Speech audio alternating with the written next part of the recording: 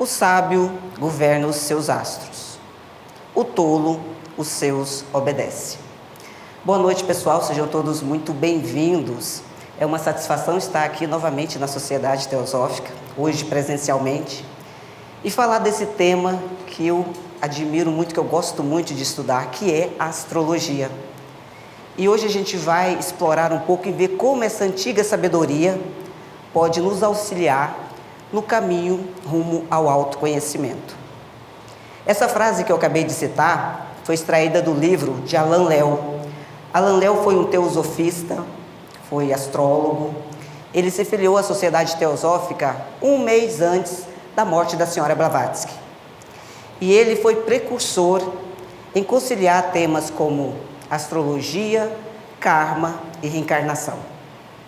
Alain Léo definia a astrologia esotérica como aquela que rege as ações dentro do homem, aquela que conduz o homem a mostrar as suas potencialidades e também a auxiliá-lo a fazer com que a sua vontade divina se unificasse com a vontade do Criador. Ou seja, ele parte do princípio da unidade. E a astrologia exotérica seria aquela que rege os impulsos humanos ditados pelas ações externas, aquilo que nos ocorre, que nos acontece, aquilo que a gente reage em torno do que vem de fora e não de dentro. Assim como o médico pode examinar um corpo de um paciente e tratar da doença só pelo aspecto físico, a astrologia exotérica, com X, também pode analisar a vida de uma pessoa somente pelo aspecto material, psicológico, sem adentrar no todo.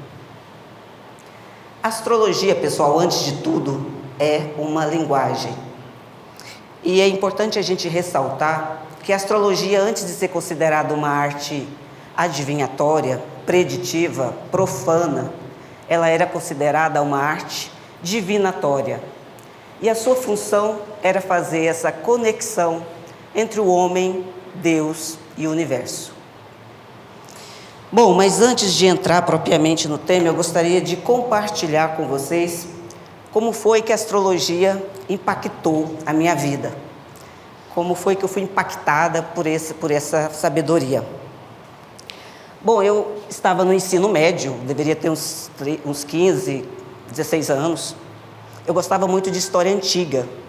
E um dia, na biblioteca do colégio, eu encontrei um livro chamado Satyricon. Satyricon foi escrito no século I depois de Cristo por um escritor romano. O nome dele é Petrônio. Era Petrônio, não se sabe muito dele, mas é dito que ele trabalhou na corte de Nero. Bom, e lá pelas tantas acontece um banquete, o famoso banquete de Trimalquião. E nesse banquete, o anfitrião começa a falar mal dos signos do zodíaco, falar dos defeitos dos signos. E quando ele chega em Sagitário, que por acaso é o meu, ele diz o seguinte: em Sagitário, nós encontramos os estrábicos, que olham para a couve e se servem do toucinho. Bom, pessoal, eu fiquei muito impactada com isso, muito indignada com isso. Não por causa do toucinho, mas porque eu era muito estrábica, desde criança.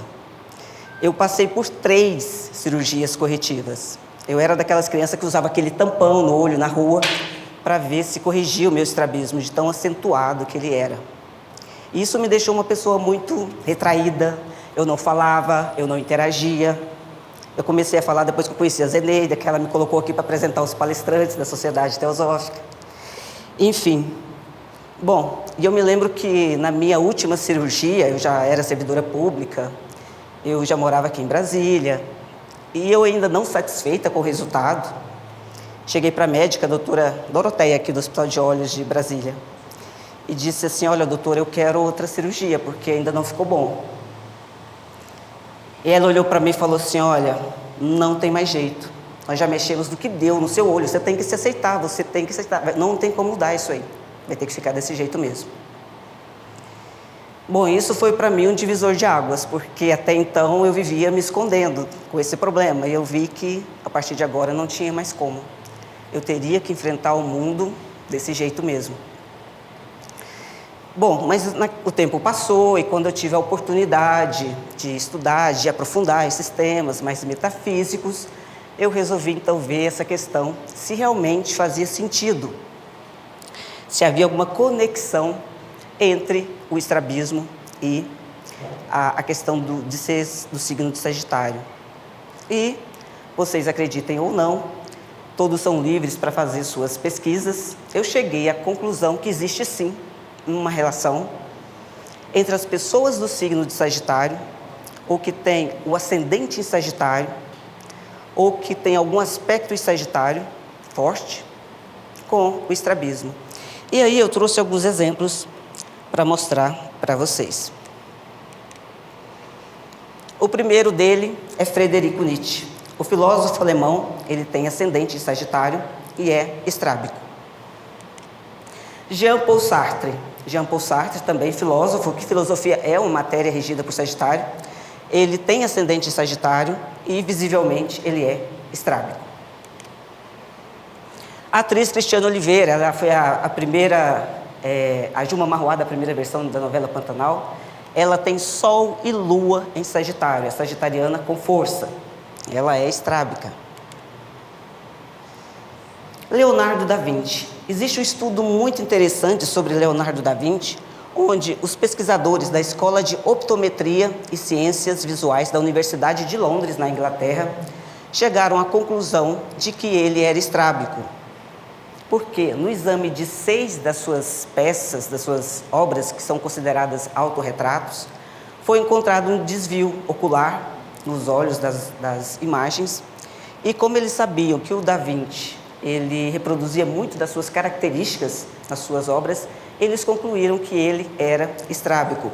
E uma das obras que eles examinaram e consideraram um autorretrato é essa, Salvator Mundi. Essa matéria, pessoal, foi publicada aqui no Brasil em 25/10/2018 pela revista Encontro. Se vocês quiserem pesquisar aí no Google, vocês vão encontrar esse estudo. E, a julgar pelo mapa do Da Vinci, ele tem o ascendente em Sagitário.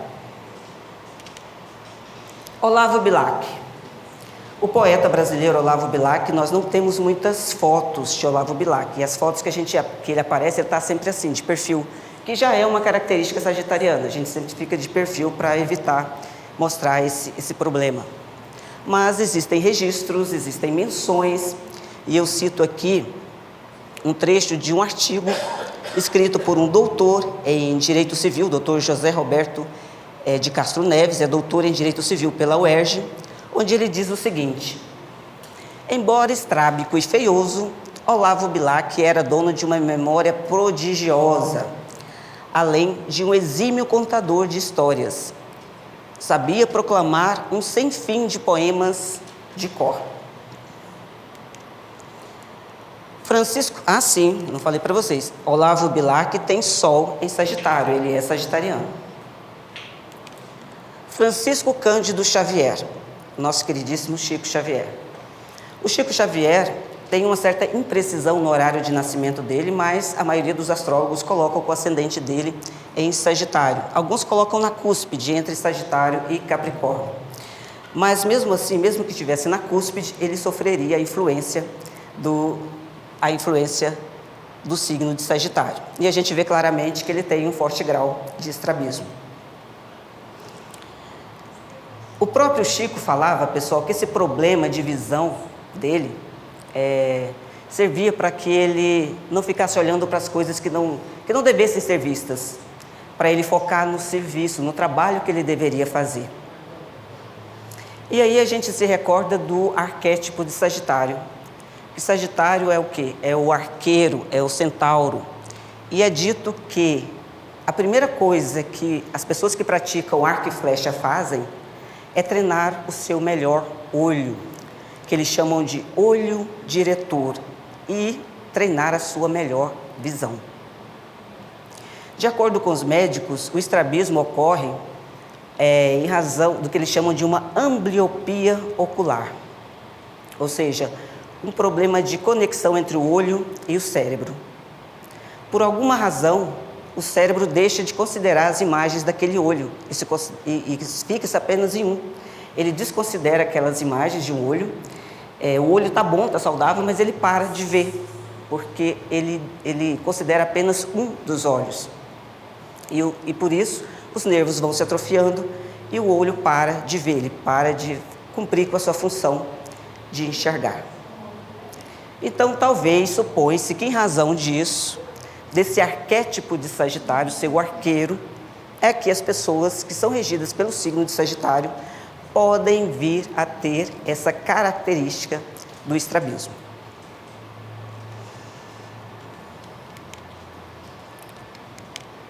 Bom, pessoal, eu trouxe todo esse contexto aqui só para mostrar para vocês o que é um arquétipo e como eles influenciam a nossa vida. Esse livro foi escrito há mais de 2000 anos e desde aquela época eles sabiam que essa era uma característica do signo de Sagitário. Ou seja, o arquétipo é isso, é uma repetição de padrões. Essa ideia da hipótese arquetípica, ela remonta a Platão. Platão dizia que isso representava os modelos de todas as coisas que existem. Seriam as ideias primordiais na mente de Deus. E Jung, ele se incorpora a essas ideias de Platão e coloca isso como sendo arquétipos do inconsciente. Ele explica que esses arquétipos, eles reproduzem milhares de vivências de muitas gerações durante milhares de anos que vão se acumulando e formando o inconsciente coletivo.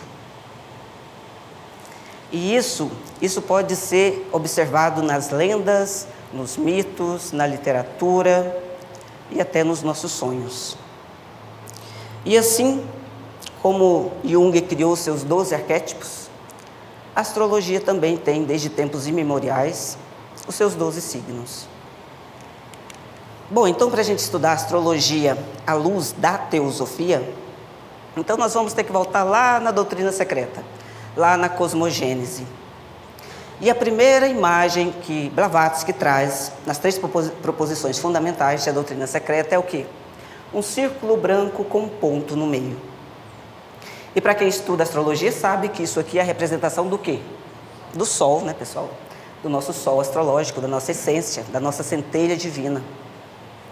Então a gente pode concluir que a primeira imagem que Blavatsky traz na doutrina secreta é um símbolo astrológico, que é também considerado o primeiro logos, ou seja, a delimitação do absoluto.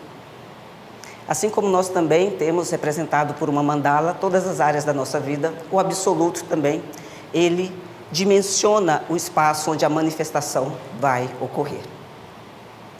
E na sequência, depois dessa primeira emanação, vem a diferenciação, em que a substância primordial se separa em matéria e espírito, que nós chamamos de segundo logos, e só no terceiro logos virá a manifestação, onde todas as coisas são criadas. Na doutrina secreta é dito que existe uma substância material primordial, e dessa substância, a vida una, ela pulsa em 3 movimentos, em 3 ondas, que os sábios hindus chamam de rajas, tamas e tátuas, que são os movimentos, que são as qualidades da matéria. E quando essas qualidades se associam aos tátuas, que são os elementais do fogo, da terra, do ar e da água, resulta nos 12 signos com suas qualidades zodiacais de cardinal, fixo e imutável. Bom, pessoal, então, em síntese, os signos seriam isso. Mas existe ainda um último e o 5º elemento.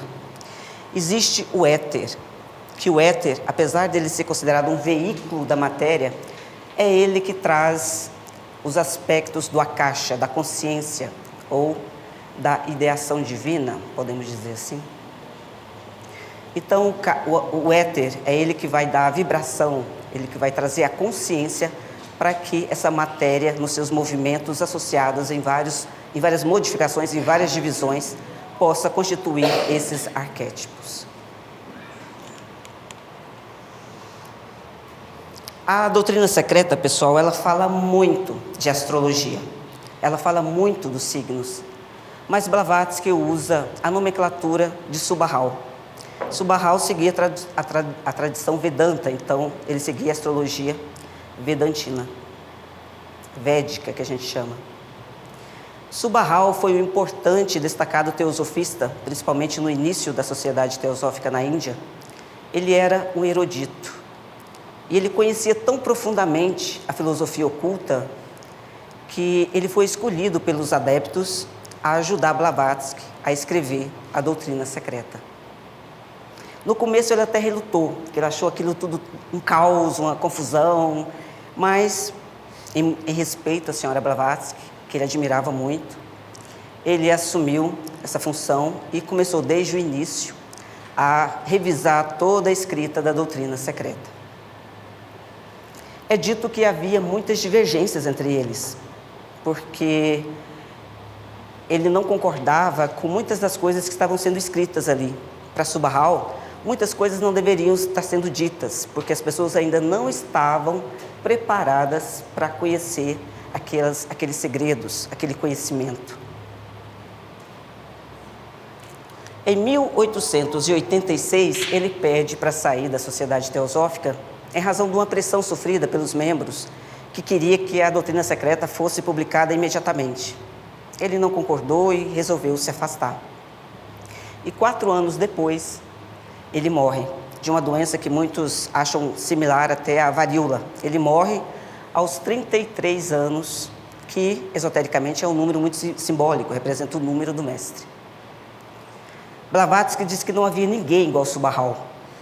Era um verdadeiro gênio no entendimento da filosofia oculta.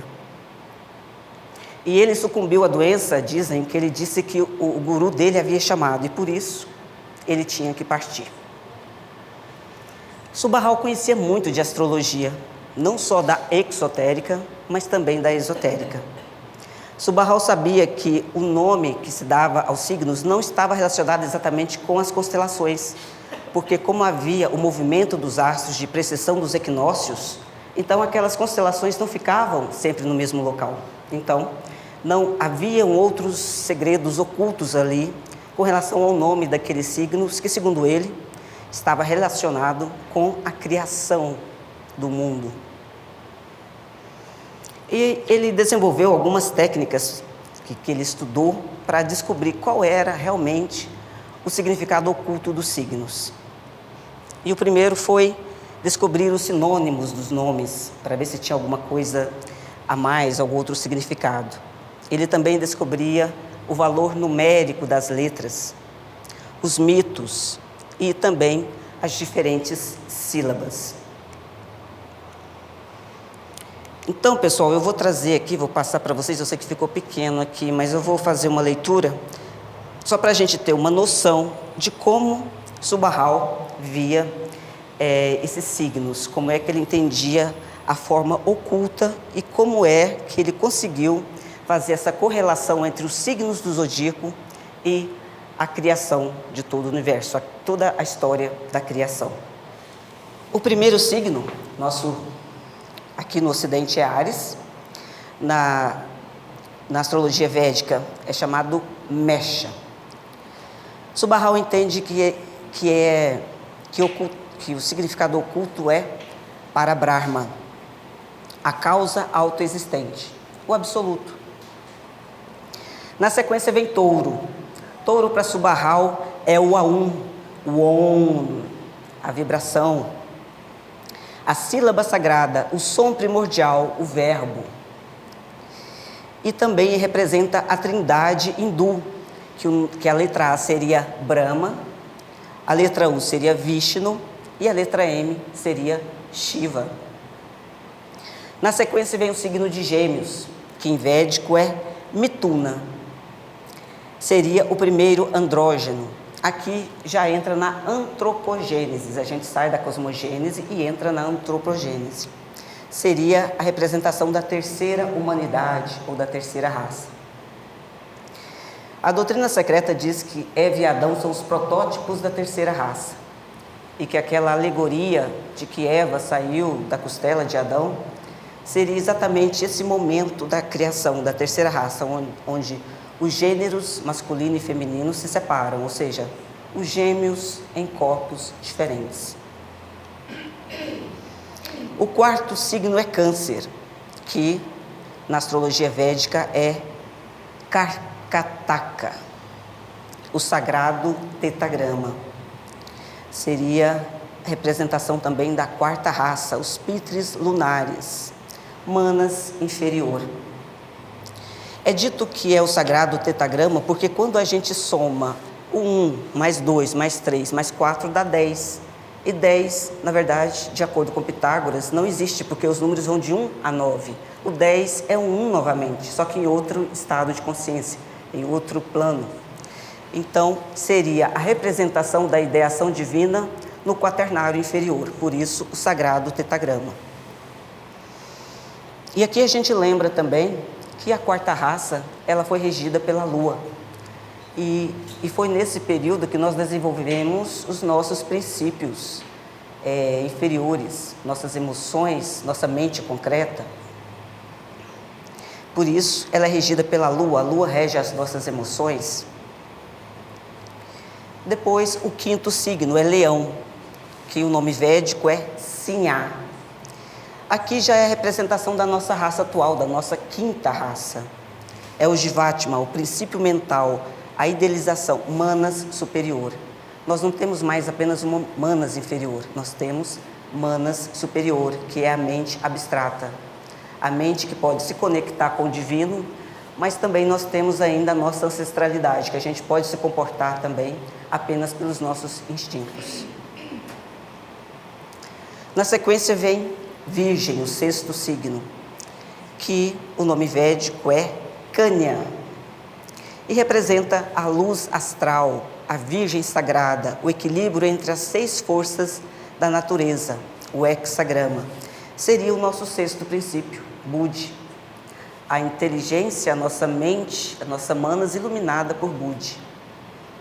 O que é interessante nesse sexto princípio, que segundo o Subahal, é que embora ainda não haja separatividade, ainda há dualidade, ou seja, existe um equilíbrio entre as forças, que é representado pelo emblema da nossa sociedade teosófica aqui, pela conexão daqueles 2 triângulos entrelaçados. Ali representa o hexagrama, o sexto princípio búdico.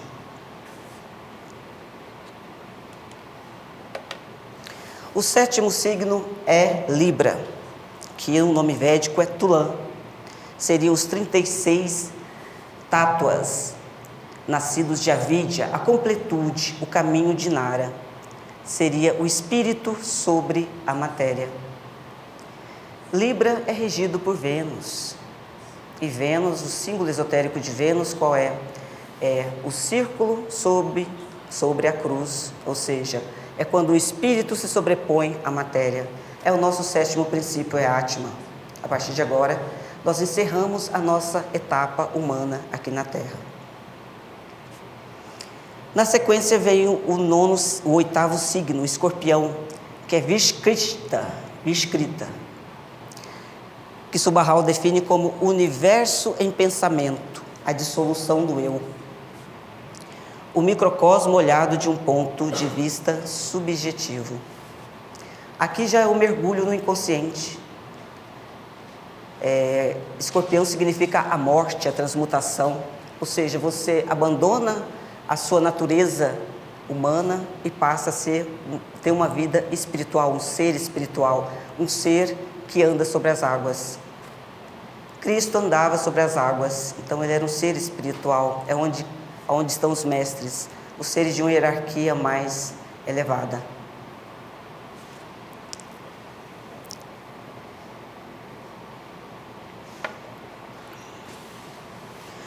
O nono signo, Sagitário para nós, no védico é Danos. E aqui Subahal coloca como os noves Prajápatis. Os assistentes do demiurgo seriam as hierarquias criadoras, os Janshohans, os Elohims. Seriam os construtores do nosso universo, dos universos. Seria o próprio Logos. No 10º, que é Capricórnio, aí nós voltamos à tríade superior. Até aqui vem a Cabala. Agora aqui para frente vem a astrologia. A forma do universo material na mente do demiurgo. Esse é o significado de Capricórnio para Subahal. A forma do universo material na mente do demiurgo, o dodecaedro. Ou seja, aqui existe apenas a ideação do Logos, a ideação da manifestação. Ainda não, nós estamos retroagindo, nós estamos saindo da manifestação para o estado para o segundo Logos. Depois vem Aquário, que segundo a astrologia védica é Kumbha. E Subahal faz uma relação numerológica. Ele associa Kumbha aos 14 lokas, ou que está relacionado com os 14 manus, que são os guardiões dos manvantaras, ou seja, os períodos de manifestação do Logos. E por fim temos Peixes, que ele considera Mina. Mina seria o 5º elemento. O signo sugere que a água não é água, mas o solvente universal dos alquimistas. É o mais importante entre todos os elementos, o éter. Nós vimos que o éter seria o nosso 5º elemento aqui, no nosso plano. Mas em termos de criação do mundo, o éter seria o mais importante, porque ele é o condutor da vibração, da luz, da consciência, ou seja, dos nossos pensamentos. Tudo é conduzido pelo éter. Bom, isso aqui, não sei se vocês perceberam, mas ele contou toda a história da criação. Tudo que está na doutrina secreta ele conseguiu trazer dentro da astrologia esotérica. É uma síntese da doutrina secreta. Mas Subahal ele era muito cauteloso. E ele dizia que existem 7 capítulos na criação do universo. E que ele ia girar apenas uma chave, ele disse. Haviam 7 chaves e 7 capítulos. O 7º capítulo ainda não está concluído. E que ele ia girar apenas uma chave. Porque esses conhecimentos, segundo ele, não deveriam servir apenas para matar a curiosidade das pessoas. Ele tinha muita reverência por tudo isso, e por isso ele disse que só levantaria uma pontinha do véu para trazer esse conhecimento para nós. E realmente ele morreu e não abriu as outras chaves sobre o significado esotérico desses signos. Bom, e como é constituído um mapa astral? Bom, pessoal, o mapa astral é constituído de signos, são 4 pilares, propriamente. Os signos, que são os arquétipos, os padrões de comportamento, de temperamentos, que nós já vimos. Depois temos as casas, que são os locais onde as áreas da nossa vida, que são divididas em 12. Nós temos os planetas, que são as consciências, as energias, os deuses, que dão o fluxo dos acontecimentos na nossa vida. E temos os aspectos, que mostra como se dará a interação desses planetas, do Sol, da Lua e do Ascendente.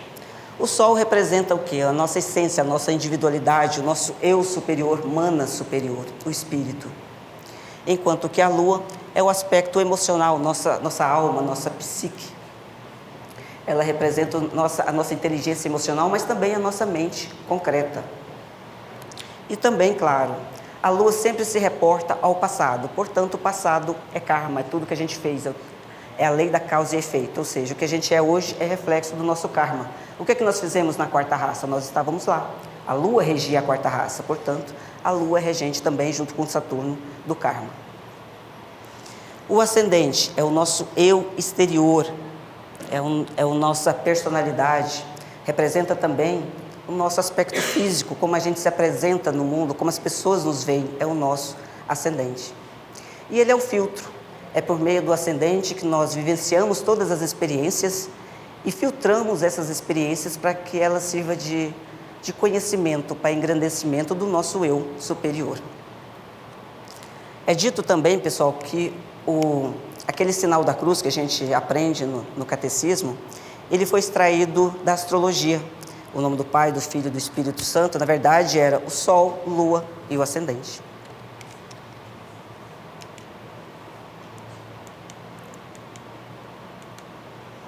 Assim, não tem como a gente falar de astrologia esotérica sem falar de um aspecto muito importante que são os nódulos lunares. O que são os nódulos lunares? Eles não são planetas. Os nódulos lunares são esses pontinhos. Não dá. Como é que eu faço aqui? Roberto, depois você coloca aqui de novo. Eu tirei da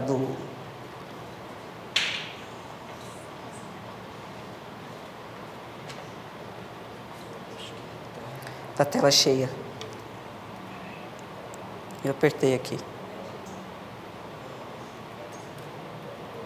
Isso, muito obrigada. Então, pessoal, os nódulos lunares não são planetas, eles são esses pontinhos de intersecção entre a órbita da Lua em torno da Terra e a órbita da Terra em torno do Sol. Esse pontinho aqui, essa cabecinha, essa bolinha voltada para baixo, é o nódulo sul, que representa o nosso passado, o nosso karma, os nossos aprisionamentos, de onde a gente vem. E o nódulo norte é para onde a gente vai. Qual é o norte? Qual é o caminho? Quais são as energias que você tem que trabalhar nessa vida para você descarregar esse karma, para você crescer, para você evoluir? E isso está presente em todo o mapa astral. Eles ficam 180 graus um do outro, são polares. Então, se você não sabe qual é o seu nódulo lunar, basta você entrar em qualquer site aí também que fazem esses mapas astrais gratuitos aí, você vai descobrir em qual casa, em qual posição está o seu nódulo lunar, para você saber como você deve trabalhar nessa vida, essas energias. E o nódulo lunar, ele também é conhecido como a cauda e a cabeça do dragão. Na astrologia védica, o nódulo norte é conhecido como cabeça do dragão e é chamado de Rahu, e o sul como cauda do dragão, Ketu. A cauda do dragão, o Ouroboros é o próprio dragão. Quando a gente fala em Ouroboros, a gente lembra sempre de Uranus, está relacionado também com o mito de Cronos e Urano, que remete à doutrina secreta, lá também nas instâncias de Dzian, porque Cronos, ele delimita a mente universal. Antes existia apenas o absoluto, o akasha, mas para que a existência pudesse vir a existir, Cronos tem que castrar seu pai Urano. E, portanto, depois que ele castra o seu pai Urano, aí sim começa a existir o tempo, a ciclicidade. Então, essa cauda e essa cabeça do dragão é o próprio Ouroboros, que representa o nosso Logos. E é por isso que ele está no emblema da Sociedade Teosófica. Porque o emblema da Sociedade Teosófica, ele conta a história de toda a criação. Os triângulos entrelaçados significam a sexta raça, para onde nós estamos indo. E Vênus, no centro do símbolo, significa a sétima raça, que é o final, que é a completude. Por isso que, na sétima raça, a cabeça e a cauda do dragão se encontram. Por quê? Porque Vênus é o amor, e é o amor que neutraliza o karma, ou seja, é o fim da existência humana na Terra, é representada pelo emblema da Sociedade Teosófica. Eu acho que dá para a gente falar um pouquinho de como nós devemos trabalhar esses nódulos lunares nos nossos signos, que eles, por representar polaridades, eles mostram no eixo entre cada signo quais são as energias que a gente tem que trabalhar nessa vida para a gente evoluir e nos libertar dos nossos karmas passados. Então eu vou ler rapidamente para vocês aqui, para todos saberem quais são como a gente deve trabalhar esses eixos dos nódulos sul e nódulo norte. Eixo Áries Libra. Se o nódulo norte está em Áries, convida a alma a explorar a independência, a assertividade e a liderança, deixando para trás o apego excessivo aos outros e o medo de conflitos que o nó do sul em Libra pode indicar. Já, se o nó do norte está em Libra, sugere a busca por parcerias harmoniosas e equilíbrio, afastando-se de tendências arianas de agir de forma impulsiva e egoísta. Eixo Touro-Escorpião. Com o nó do norte em Touro, a alma é chamada a cultivar a estabilidade, a segurança material e percepções sensoriais, enquanto desapega das obsessões emocionais e das crises intensas de Escorpião. Quando o nó do norte está em Escorpião, pede uma jornada em direção à transformação profunda, ao desapego, superando o apego excessivo à segurança material representada por Touro. Eixo Gêmeos-Sagitário. Se o nó do norte está em Gêmeos, sugere o desenvolvimento da comunicação, da curiosidade e da adaptabilidade, deixando para trás as crenças dogmáticas e a rigidez filosófica de Sagitário. O nó do norte em Sagitário, a alma deve buscar uma visão mais ampla da vida, explorando a sabedoria espiritual, superando a dispersão e a superficialidade de Gêmeos. Eixo Câncer-Capricórnio. Quando o nó do norte está em Câncer, a missão envolve conexão com as emoções, a família e o cuidado, afastando-se do foco excessivo na carreira e na ambição representada por Capricórnio. Se o nó do norte está em Capricórnio, o desafio é construir uma estrutura sólida e alcançar objetivos a longo prazo. Eixo Leão-Aquário. O nó do norte em Leão convida à expressão criativa, ao brilho individual e à liderança carismática, superando a tendência de se esconder na coletividade e nas ideologias de Aquário. Com o nó do norte em Aquário, a alma é chamada a se envolver com as causas humanitárias e a buscar a inovação, deixando de lado o egocentrismo e a necessidade de reconhecimento pessoal de Leão. Eixo Virgem-Peixes. O nó do norte em Virgem pede um enfoque na ordem, no serviço prático e na atenção aos detalhes. Enquanto o nó do sul em Peixe pode representar a necessidade de escapar da ilusão e da confusão emocional.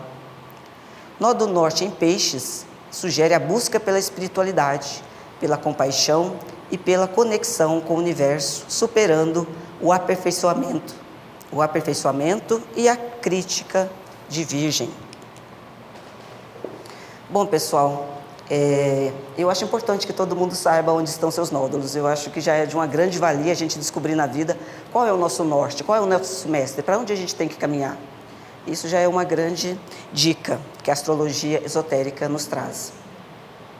Bom, e só para exemplificar, já partindo para o final, eu trouxe aqui um mapa de uma pessoa, de uma personalidade nacional muito conhecida, que a biografia dele mostra que ele soube transitar muito bem, fazer muito bem esse caminho do nó do sul para o nó do norte. Ele nasceu no dia 12 de setembro de 1902, não está mais entre nós, mas ele tem o Sol em Virgem, na casa 8, que mostra uma pessoa com uma forte conexão emocional com o trabalho. Ele tem o ascendente e Lua em Capricórnio, ou seja, uma pessoa com um forte poder de realização de trabalho, uma pessoa que cumpre suas metas, uma pessoa também ambiciosa. Ele tem o nódulo sul em Áries, na casa 4, aqui embaixo, e tem o nódulo norte, ou a cabeça do dragão, em Libra, lá em cima.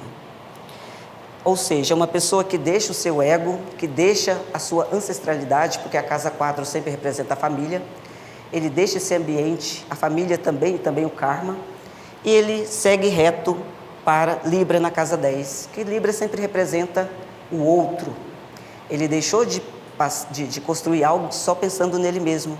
Ele quis construir algo para o coletivo, algo social, algo para todo. E sempre que a casa 10 mostra também essa projeção social, é algo que não fica desapercebido. Júpiter na casa 1 indica uma pessoa de projetos grandiosos, uma pessoa que cria grandes planos, grandes projetos, expansivo, que cresce. Urano em Sagitário na casa 11, ou seja, um idealista, uma pessoa que pensa no futuro, que pensa na modernidade, que quer coisas novas. Será que vocês fazem ideia de quem seja? Esse mapa é o mapa do Juscelino, pessoal. Eu não sei se o Juscelino sabia de astrologia, mas o mapa dele diz exatamente o que ele fez, o que ele era. É? Pois é, eu fiquei... E o mapa dele representa exatamente isso. É uma pessoa ele construiu uma cidade. Ele trouxe a industrialização, ou seja, alguém que pensava no futuro, e ele soube trilhar esse caminho. Ele saiu do nódulo sul e foi para o nódulo norte. É impressionante. Bom, pessoal, e para finalizar, eu digo a vocês que a astrologia é um presente do universo para nós. E nós devemos saber usar com sabedoria. É o mapa da nossa vida, é o nosso GPS cósmico. E temos que usar isso com muita sabedoria mesmo. E, assim, sempre utilizar essas forças astrais ao nosso favor e não sermos usados de forma passiva. Por isso que eu disse a frase inicialmente: o sábio governa os seus astros, o tolo os seus obedece. Mas para finalizar, eu também gostaria de homenagear o nosso poeta, poeta estrábico e feioso, Olavo Bilac, que ele tem um poema muito lindo chamado Via Láctea, que tem muito a ver com o que a gente falou hoje. E diz o seguinte: Via Láctea, de Olavo Bilac. Ora direis, ouvir estrelas? Certo, perdeste o senso? E eu vos direi, no entanto, que para ouvi-las muita vez desperto, e abro a janela pálido de espanto. E conversamos toda a noite, enquanto a Via Láctea, como um palho aberto, cintila. E ao vir do sol, saudoso em pranto, indas procuro pelo céu deserto. Direis agora, translocado amigo, que conversas com elas? Que sentido tem o que dizes quando estão contigo? E eu vos direi, amai para entendê-las, pois só quem ama pode ter ouvido capaz de ouvir e de entender as estrelas. Obrigada, pessoal.